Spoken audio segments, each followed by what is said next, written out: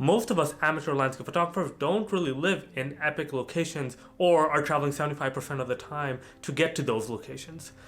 So how do we actually get those photos? Can we even get those photos?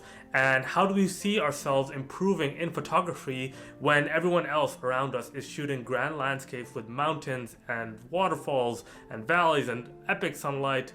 What do we do then?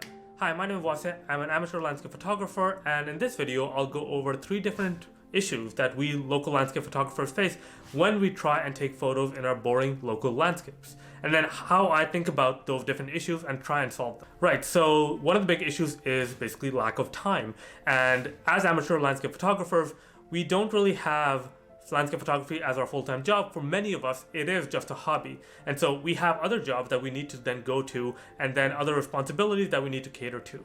So it becomes really difficult. There are expectations of us to go to work, and that makes it a little bit difficult to get up and view a sunrise right before work and view a sunset right after work, as well as then capture all the different epic conditions such as fog happening throughout the day or different parts of the day, but at the same time having to think about going to your job. After a long day of work and then going through the commute and rush hour traffic, the last thing I want to do is go out and take more photos because I'm just really tired at that time.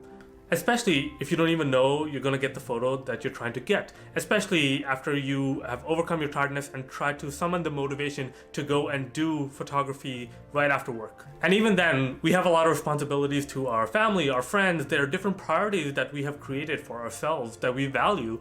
And so it's hard to get away from them and then just focus on landscape photography and create the photos that we want to create. But the first thing that I'll say in trying to get over the hurdle of time is to realize that you aren't a full-time landscape photographer and that you are only doing this part-time, which means you do have other priorities that you value. It's not like those things are just things that are getting in the way. Those are things that you have chosen to put more time in, whether it's your family, whether it's your friends, or your other interests. Those are things that are still important to you, and it's okay for you to be interested and spending time on those things. If you have or plan to have kids, realize that that is going to be a big time commitment, and that will limit the amount of time you'll be able to go out for several years actually.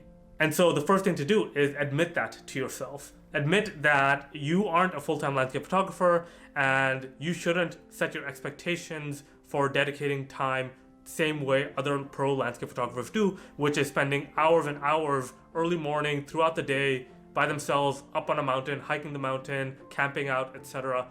Those expectations should not be applied to you. And so the next thing becomes, how do you find the time, or where do you find the time to go out and then shoot photos? So for me, I like doing sunrise photography or the time around sunrise just because the mood is better.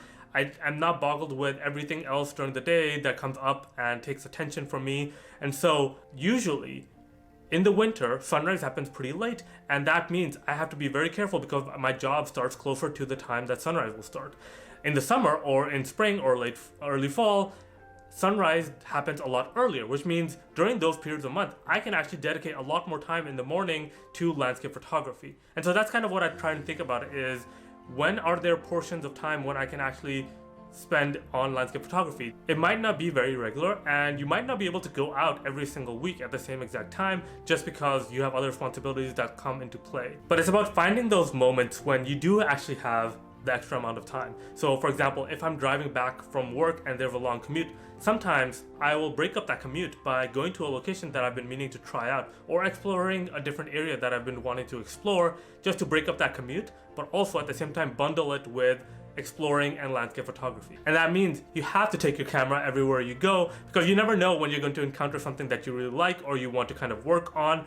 And just because you don't have dedicated amount of time to go out into the field, you can then use those moments to capture something that you really like. And that doesn't mean that the process that you've chosen, where you find something that you like and stop and take a photo of that, is bad or will create bad landscape photos. A lot of the times, my favorite photos are ones where I've been walking down the road or I've been driving and I see something that I really enjoy, and then I take maybe 5 minutes to kind of think of a composition around it. And with this, you're really going to be spending the time to hone your skills so that when you do have dedicated amount of time to spend in landscape photography, you'll be able to go out and apply all those skills that you spend maybe 5 minutes every other time when you went out on a walk to put into those images.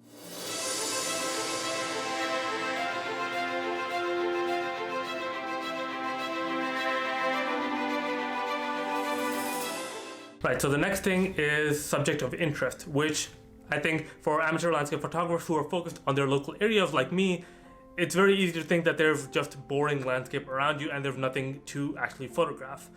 And that actually kind of creates this spiral between motivation and exploration of those subjects of interest, because you have no motivation to explore because you think there's bad photos out there. That means you don't explore, and because you don't explore, you don't find things that interest you or motivate you even more to keep on doing that. And so it just kind of spirals out of control, where you just have the camera sitting on a shelf and not actually being used in photography. So I usually remedy this by curbing my expectations of going out to take photos, right? So when I go out to take photos, I'm not thinking about trying to create a photo or coming back with a one photo that I really like. That might happen, that might not happen. And so I try and go out with the idea of exploration. I might not get any photo that I like, but I do enjoy hiking, I do enjoy nature. Just taking my camera along makes it so that I can go out and explore those areas. If there's something that I like at that point, that's something that catches my eye, but I think it could do with a lot more mood or a lot more sunlight during golden hour, then I can mark that place in Google Maps using a label and then come back to it when I have more time and can dedicate time to that. But the main idea is still to go out and explore, regardless of whether or not you're going to get a good photo or not. And for this, you kind of really have to accept the fact that you might not live in a mountainous area, and you might live in an area where you consider boring, but that is your local landscape. And so trying to create beautiful images in your local landscape will inevitably lead to a more fulfilling photography career for you. It might also create more interest in your photos in your local community as well, because those people might not have seen such gorgeous photos on mainstream media such as Instagram or other websites. But if you can be the one to actually create those photos because you've explored your local landscapes and you've tried and picked out different situations, different locations where you can kind of extract the beauty and put it into your camera, would be the best thing for you to do.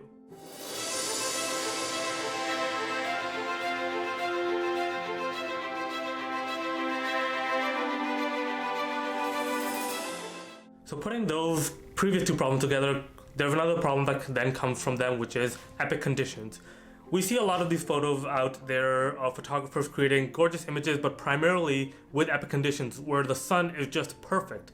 And if you don't really have the time to go out and shoot every single day, how are you to create or capture those epic conditions when they happen? Sometimes you might be at work when you see a sunset happening with gorgeous light and gorgeous reflections off of the clouds. And other times you might not be able to explore that much on holidays, just because you are dedicating time to both your family and to your photography. In those locations, you might not have weeks to spend at location waiting for the right conditions to occur so that you can take the photo that you want to.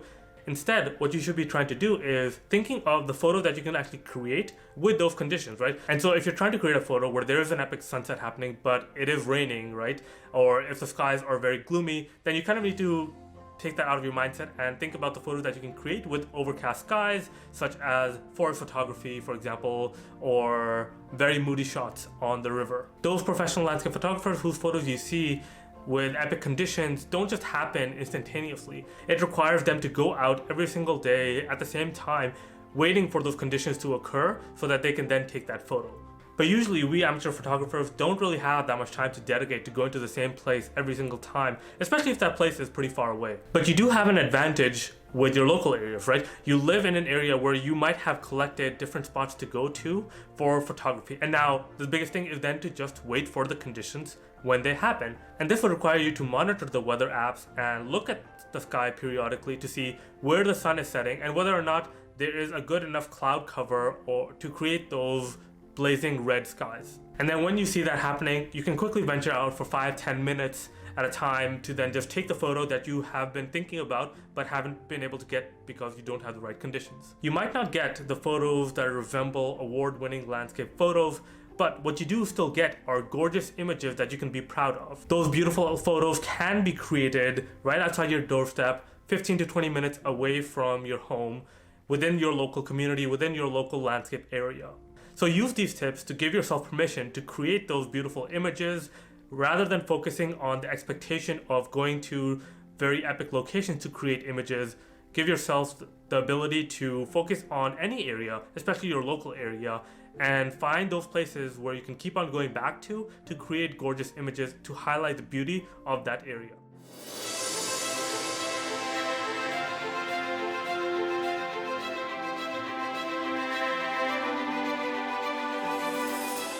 Thank you so much for watching. I hope you enjoyed this video, and if you did, please give it a thumbs up. And if you're not already subscribed to this channel, you can do so with the link down below. Alright, well, I'll see you next time. Bye.